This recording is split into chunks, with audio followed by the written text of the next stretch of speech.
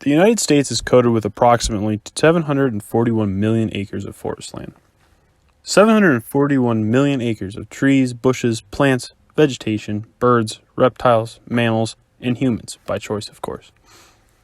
But at any given time, a human cannot oversee all the actions and events of the woods. So what are we missing behind the curtain of branches? What can possibly be hidden within the deep, dense forest? I believe there's a creature.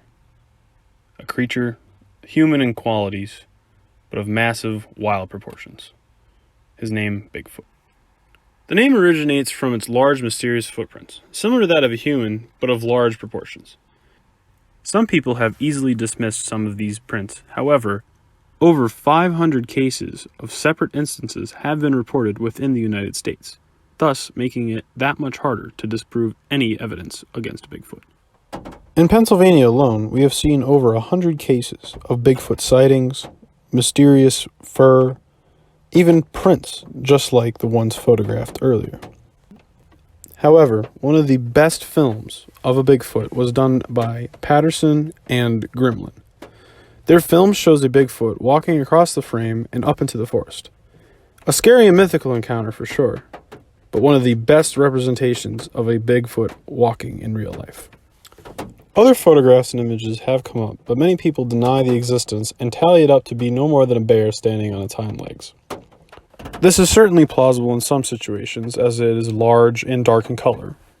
However, putting the Bigfoot from the Patterson-Gremlin film and a bear standing on its hind legs next to each other, it is hard to justify this notion. The figure is completely different. The head is of no similarity, and the proportions are off. The duration of which the Bigfoot walks is also extensively longer than any bear's tolerance and ability to do as such. It's hard to draw any conclusions, but one that can easily be drawn is the fact that something odd and unnatural happens in the forests of North America. Something strange. George Brown was an eyewitness to a Bigfoot. He reported the beast to be captivating and horrific at the same time. A seasoned hunter, Mr. Brown saw the creature in a field near his house. Encapsulated by fear, he grabbed his rifle and put the beast in his scope. Although ready and willing to pull the trigger, he was captivated by its human-like qualities, but untamed wildness of the creature. He could not fire his rifle.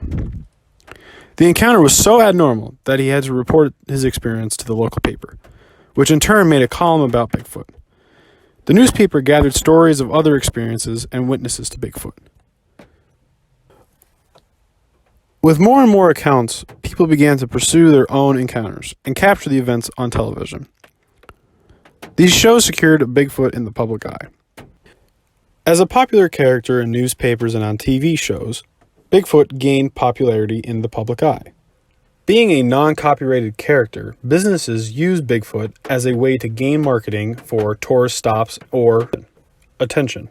Securing Bigfoot even more in the popular eye, full-length movies such as Harry Meets the Hendersons, or more recently, The Missing Link, they both feature Bigfoot as the main character. In these films, Bigfoot is portrayed as a lovable and approachable figure. However, there is something strange and haunting about a being that lurks the forest behind our homes. To what extent do we really know about this creature? What purpose does it serve on our planet? Or is it not a being of this planet? For having such a popular image among society, we still have no clue. Undoubtedly, it's not a myth, with the amount of exposure and evidence leading to its existence, but it is certainly unexplainable. Bigfoot is a dragon chase. If we acquire Bigfoot, what will we experience? Will it be alien or supernormal? What, if any, effects will it have on us humans? Or, in a lighter tone, can it help us? Will it guide us? Maybe it knows more than us humans. And for that reason, I believe in Bigfoot. I believe Bigfoot is a concept. I believe Bigfoot is simply not supposed to be captured or seen, but is supposed to be a protector. It protects us from danger in the forest. Or maybe it protects the forest from us parasitic humans. There is a reason that Bigfoot invokes fear, and maybe it's to scare us out of the forest, so that the forest remains tranquil and untouched by us human monsters. The forest is too dense for us to know everything about it. But maybe there is something out there that knows all about the forest.